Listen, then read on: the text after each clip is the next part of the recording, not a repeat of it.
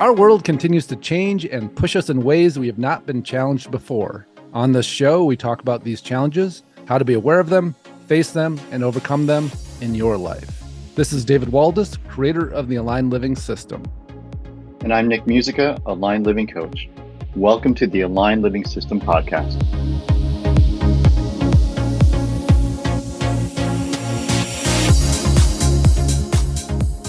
Welcome to the Aligned Living System podcast. This is David Waldas here with Nick Musica. And our topic today is how growing up in discomfort can serve us, but also how it can create tons of challenges in our lives. And, I think a lot of us that are empathic, which is probably a good portion of the folks listening here, learned how to be comfortable being uncomfortable. Whether it was the environment we grew up in or whether it was just simply because we were so sensitive and aware of everything going on around us, that we developed a capacity, even like a normalizing of feeling uncomfortable. And so when that became our baseline, it affected us in a lot of ways, but it also opened up a lot of things. Because when people are uncomfortable being uncomfortable, there's a lot of things they avoid. And when you're comfortable being uncomfortable, you're willing to push on your edge a lot more. You're willing to take risks a lot more. You're willing to do things that a lot of people wouldn't, and that can serve us in really spectacular ways. The flip side to that, though, is that when we're comfortable being uncomfortable, we can lose track of how to take care of ourselves. Maybe we don't take care of our environment the way we need to. We don't create the circumstances around us to really help us thrive and, be it the ultimate success or the ultimate accomplishment or fulfillment or whatever it is that we're striving towards, because it just doesn't occur to us that there's something that could be better, because we're just okay with how it is, because that's how we've had to be. And so, welcome, Nick.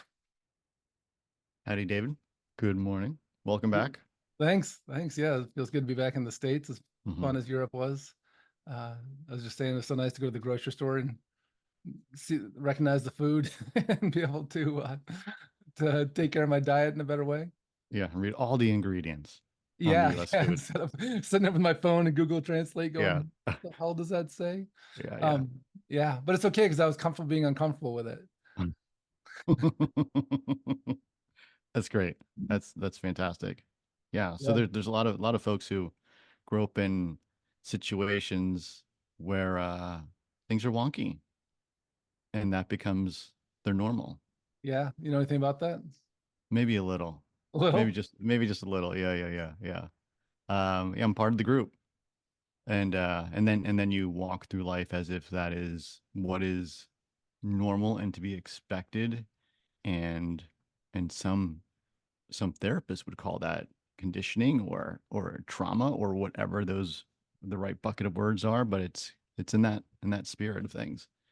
And then the challenge is to detangle them so you can see them for what they are. And ideally, like you said, you build some skill set around it, so it's not just resilience under bad pressure of a terrible situation, but like doing the right thing and employing that resilience. That's a totally different way to utilize that skill set.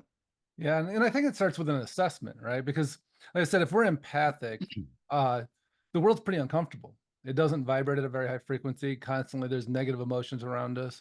We're having to learn how to kind of a tolerance for it. And so when we look at the different areas of our lives, how much are we utilizing that tolerance to hold shit together versus creating really fertile environments? And, I was just feeling as I was saying that, like, that's kind of an intense question to ask ourselves, right? Is let me take an inventory of my life and go, where am I just allowing for discomfort because I'm used to it and I can handle it, rather than creating environments around me that help me thrive? I don't think that's something that a lot of people can do by themselves. I mean, I think that's where support comes in. Human support comes in and can help you create that laundry list and then talk about it. Yeah. I mean, it's funny. I remember, I think I was maybe my early 30s. I'm not even sure how old I was, but I think I've told this story on here before, but I'll tell it again. Is I was working at psychic fairs. This was when I first started doing this work. I was doing tarot card readings, and it was slow at the beginning. So we do trades with people. And there was this one woman from South America, this kind of shaman lady, and she sat and we did like a trade at the beginning just to kind of get to know different healers that were there, different psychics that were Yeah. there. And she ran my astrological chart and then started to tap into it. And she goes, "Wow, life's been no bed of roses for you, has it?" And I was like, "Well, what do you mean?" Like I was confused by her, like, seems pretty good. And then Mm-hmm. she started going through like these series of events that she was seeing that I'd been through. I was like, "Oh, well, yeah, that happened." Well, that, and by the time she was like by the 10th thing, she's like, "That's what I'm talking about. Like, you've been through a ton of stuff." And I'm like, "I guess so." Like it still didn't even occur to me that maybe that's impactful for me. Mm. Maybe that it's a thing that I need to look at because it was Mm-hmm. just how life was, right? And Mm-hmm. so it wasn't like, "Oh, there's something that is wrong here." There's something like, "Oh yeah, I dealt with it. Okay." Um, and so I think that really, is part of this is what does that inventory look like for ourselves? And I mean, it was shocking for me when she said that like listed all these things, and it was like um just a complete kind of eye-opening experience of like, oh, maybe this isn't like a normal experience that most people have had. Like I just didn't really occur to me that maybe I'd been through some stuff that other people hadn't. um So what did that experience do for you? uh I it made me question a lot of what I considered normal. Yeah. And at that point, like it wasn't like I didn't work with her again, and I don't know if she would have had that guidance for me or not. But there is a real big next step to that, right? Of like, Yeah. well, let me get clear then about how does this serve me? Like, because there's a lot of great gifts, Like I think about it like in sports, and you know when I'm out on my bike or trail running, like the pain doesn't bother me. It's just like, oh yeah, of course it's uncomfortable. I'm running up a mountain. Like, why wouldn't it be? It's just what's Yeah. normal. Yeah. And so like it allows for me to really be enjoying experiences like that maybe wouldn't be fun. Or maybe, like it's funny. I'm getting ready to load a moving truck this afternoon. It's 100 degrees here. And I'm like, ooh, that'll be kind of like, it's like, there's not a part of me that's like, oh, that's suffering. That's like, um, it's just this is the day that it needs to happen. And so it's great that I can, that's just kind of a normal thing for me. But it's not good if it today wasn't the day it needed to happen. It's not Mm. good if that was Mm. just normal for me. Mm-hmm. um and so when I look back on that, like it took me a long time for that information to be relevant as far as my decision making for how I sorted my life. Because it didn't really occur to me to start to assess the way that I was setting things up in my life and whether or not it was really an optimal environment or whether it was just the way it was, and the uncomfortable parts were just for me to deal with.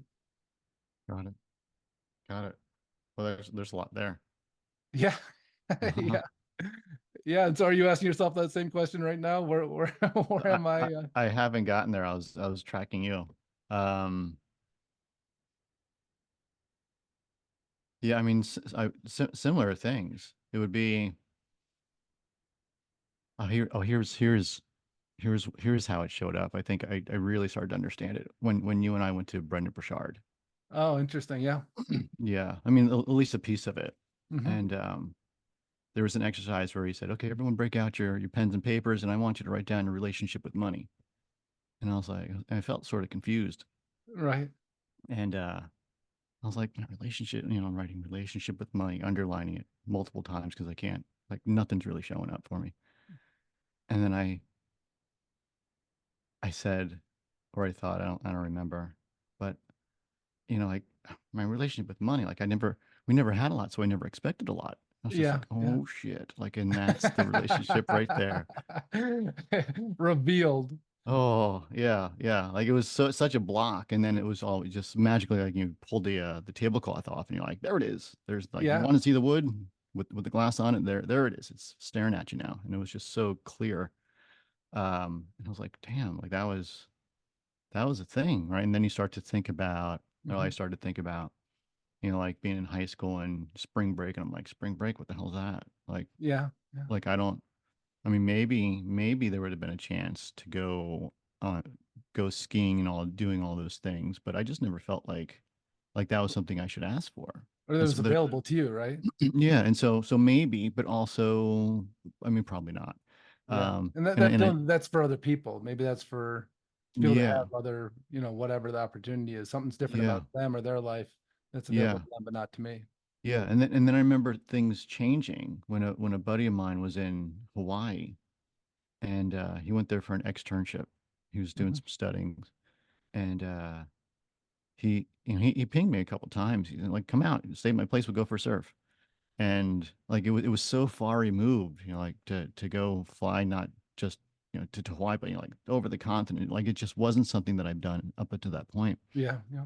And sort of like what you're saying, like it's what other people do, right? Hmm. That wasn't necessarily for me.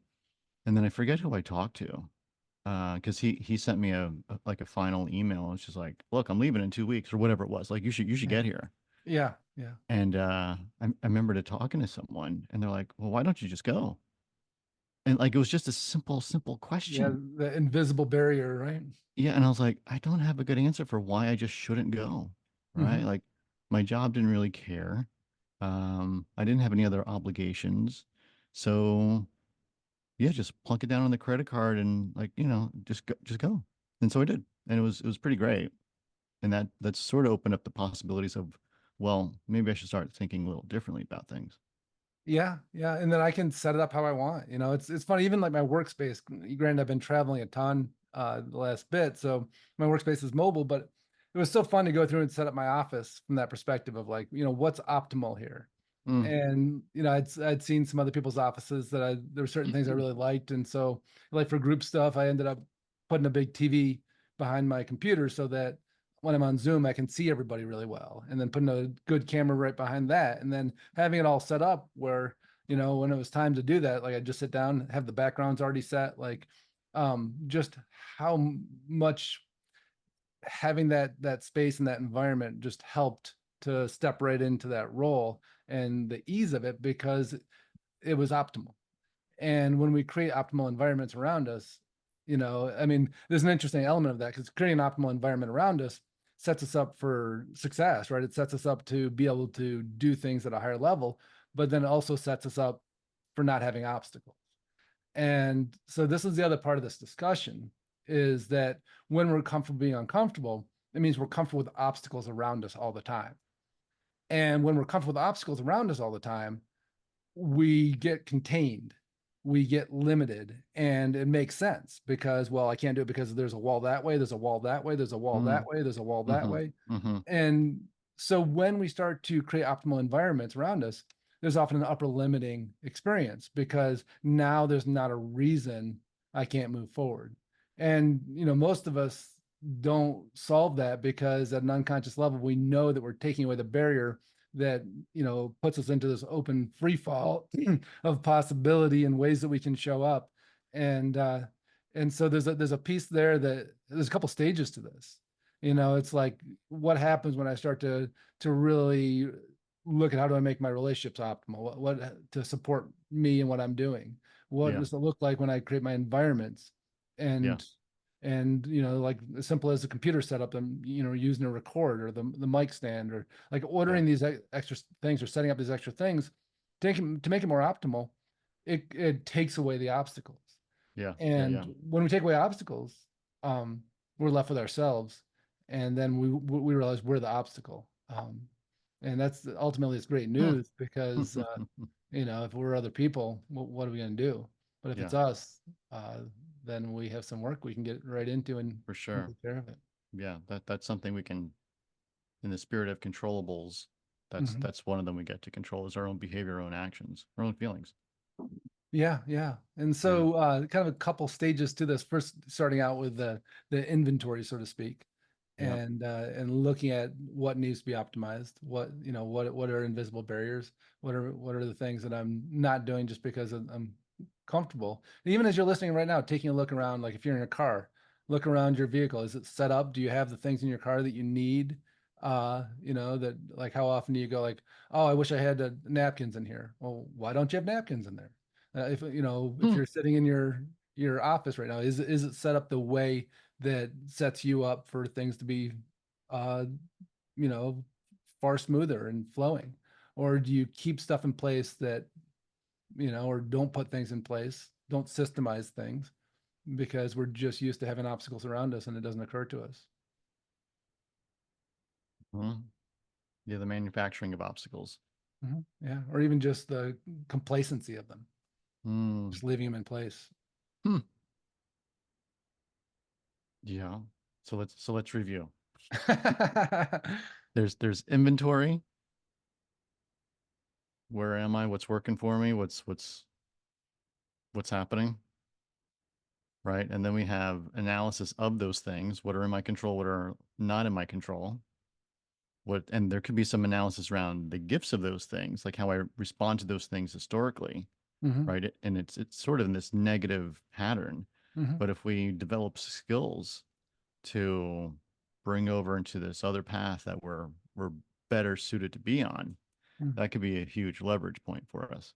Yeah, yeah, and I love that, really focusing on that point of, where is my resilience, where is my ability to be uncomfortable serving me, Yeah. and when we're on this personal development path, a lot of what we do has a discomfort to it. Looking at areas that we need to grow is not comfortable, but when we're comfortable looking at those areas and trusting ourselves to work through them, all of a sudden now it becomes a great tool for us. Yeah.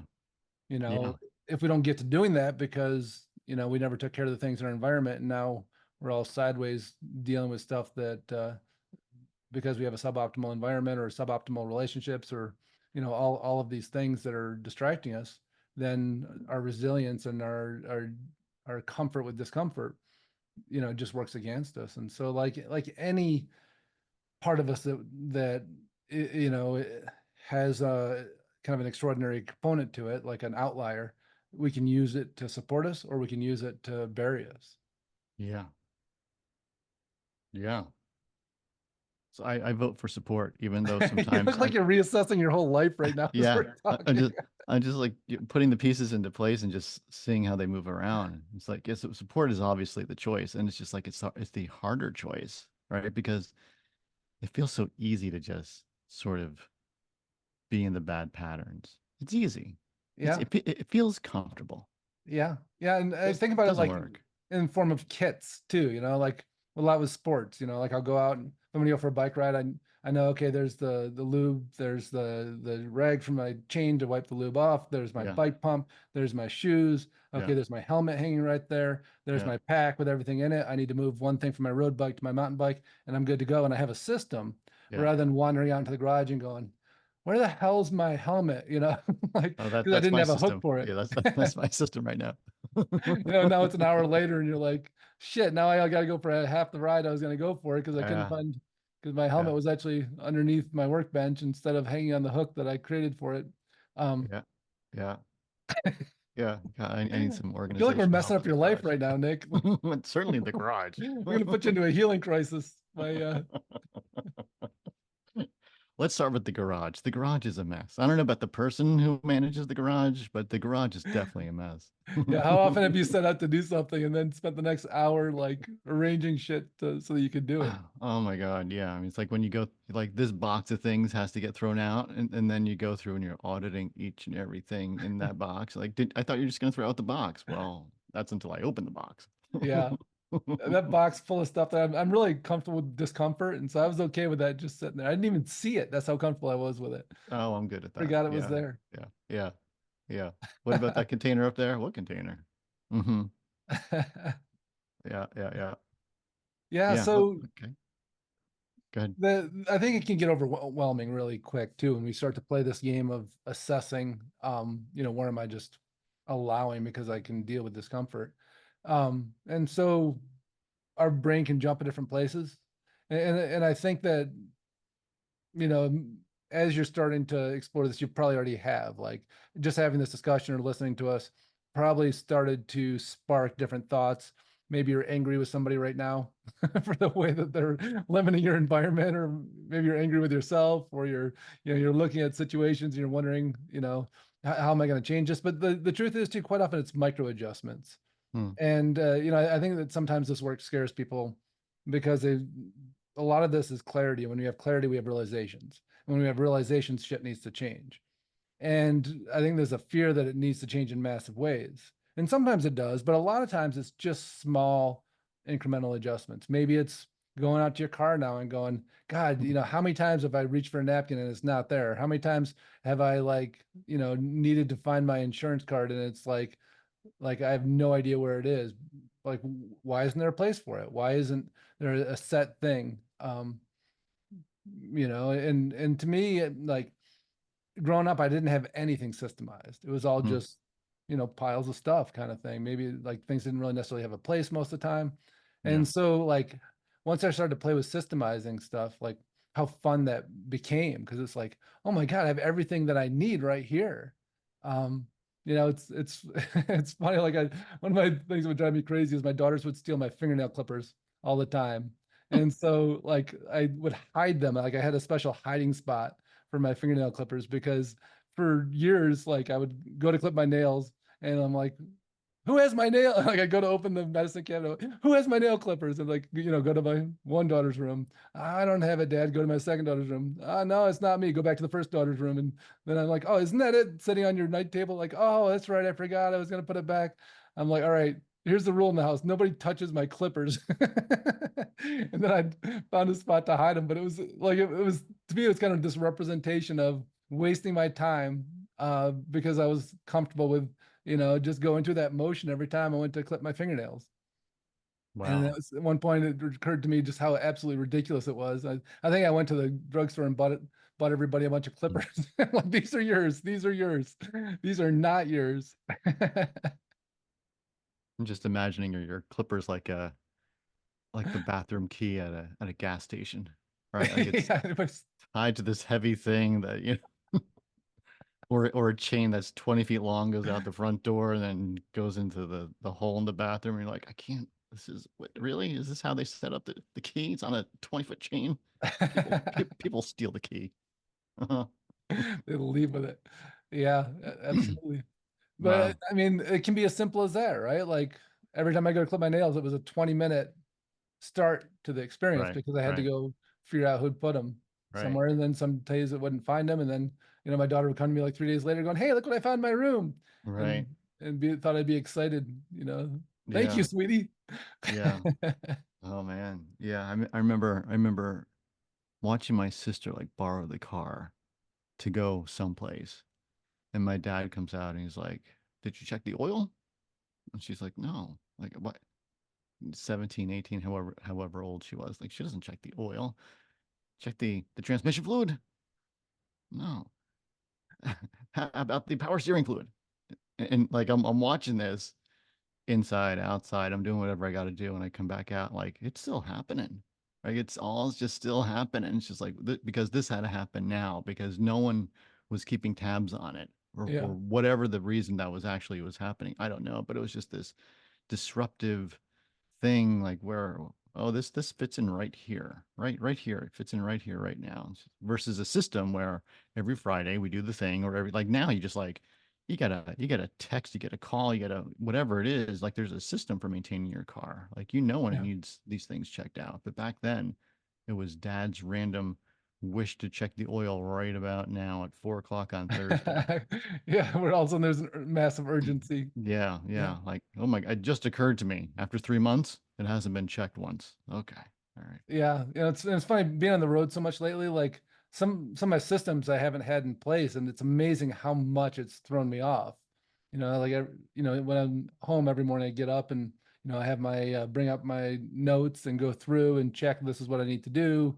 Add to the list, go Yeah. through, check all my emails. Like I had this whole system, and then being on the road and everything disrupted, it's like, God, it's amazing how fast stuff piles up or gets sideways the moment you let your system fall apart. That's true. And Yeah. it's funny, before it used to be like just kind of randomness. I'll get to it when I get to it. And once I develop systems, like it's so uncomfortable to not use the systems or having a period of time Yeah. where they're not as available. Yeah. Yeah. Yeah. I mean, it's a little bit like meditation, like the whole aligned living system and all the things part of it. It was it when you're on it, and it's great. And then when you take a break from it, you like sort of stumble and fall and then you miss it. And then you got to get back right. Then it's like it's just like riding a bike. It's like, yeah, but getting back on the bike is hard after you haven't been biking on it for a while. Like so you have to just work a little bit harder and then you find your pace again. But that consistency thing is super important for so many aspects. Yeah, yeah. And so going back to, where we started this idea of assessing how your comfort with discomfort is, or even your relationship with discomfort, like how does that affect me? Mm, Um, and I think being really proud of the ways, because I think anybody that's a high achiever, is absolutely comfortable with discomfort, but they also had to be able to assess the difference between just being okay with it and being able to create optimal environments for them to actually achieve at a high level. yeah. And so being able to tease out the difference is huge. And when we go to default, we don't tease out the difference because it's just all fine.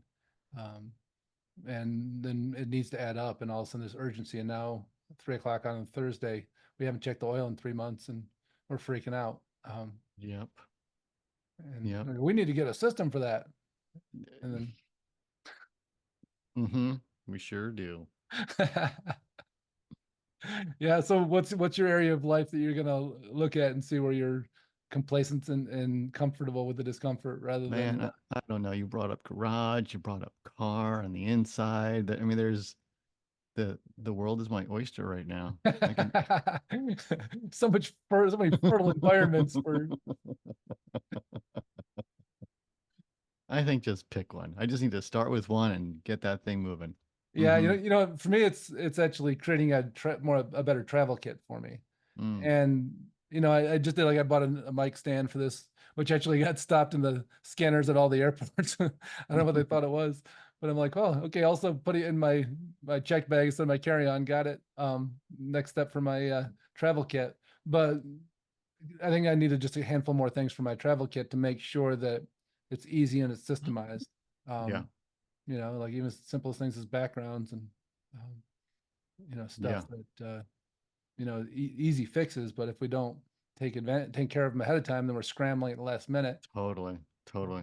Yeah. And Yeah. so it's funny, like actually when I was getting ready to move stuff, I found when we were doing stuff with the foundation too, I actually have a box with like the kit for the Aligned Living Foundation for any kind of where we're going to be at any kind of fair or any kind of event or anything like that. And it's cool, like the whole kit's there with the brochures and the flyers and the like all the different things we have. They're just in one box, all there. So as we get that moving again, like it's literally just picking that up and going.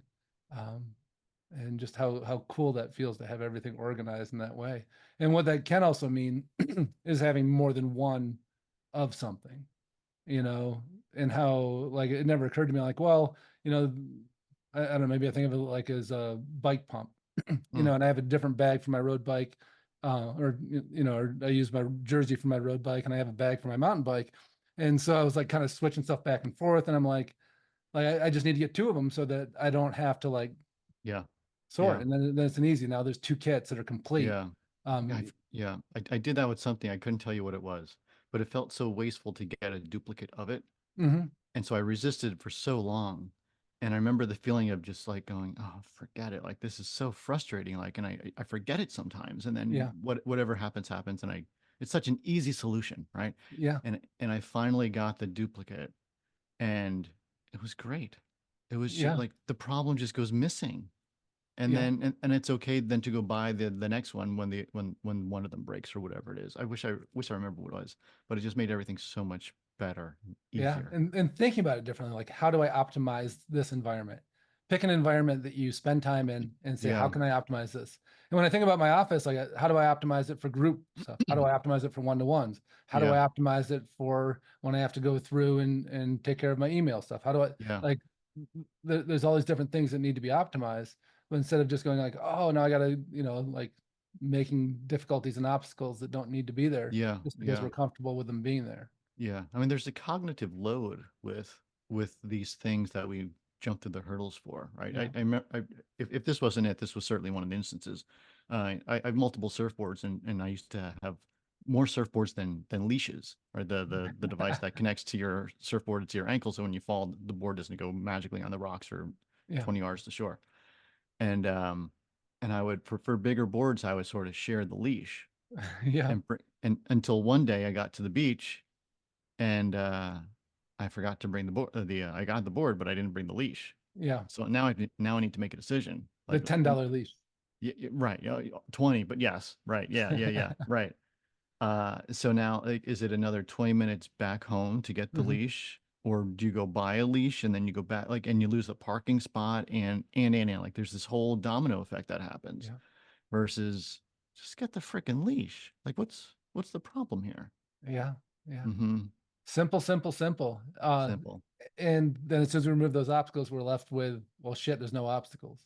And so maybe that's Yeah. maybe that's our call next week, or is what do we do when we've removed our obstacles? How do I, we li- I, deal li- with that? I like the phrase, shit, there's no more obstacles. Just me, just myself. Mm-hmm. Mm-hmm. Yeah, the original obstacle. Yeah, right. Which is what it should be about, right? And then we get to actually work on the thing that matters, versus, oh my God, let me spend a half hour in thought and mind share about the freaking leash. Yeah, my fingernails would drive me crazy. I can't even focus. Come on, right? Come on. Why are you making it harder than it needs to be? Awesome. And now I Cool. know what to Well, get you for your birthday. and I have this pair I bought when I was in. It's funny, you know how different fingernail clippers are to me. I don't know why this is a thing for me. It's kind of weird, but I was in Mexico, I think, and I don't know, maybe my daughter stole my clippers there or something, and I bought these clippers that were there, and I was like, these fit my fingers absolutely perfect. I probably had them for 10 years now, and I hide them and covet them, and they're like the best clippers ever, Wow, and they're magical. They make my life so much that, simpler. that sounds great. That sounds great. So yeah. So when you get clippers, look for the ones made in Mexico. Oh my God, they're fantastic. Awesome. Thing, Well, things I we- learned. Things I learned. great conversation, man. Uh-huh. And so yeah, as always, we welcome any questions, feedback. We love to hear from you. What is it that you're optimizing? What are the obstacles you're taking away so that you can be the obstacle and start dealing with that? Awesome. All right. Have a great week, everybody. We'll talk to you next week. Bye, folks. We hope you enjoyed listening to today's podcast. And if you did, please subscribe so you can catch the next episode. If you want to learn more about the Aligned Living System and how it could support you in your life, check out davidwaldas.com.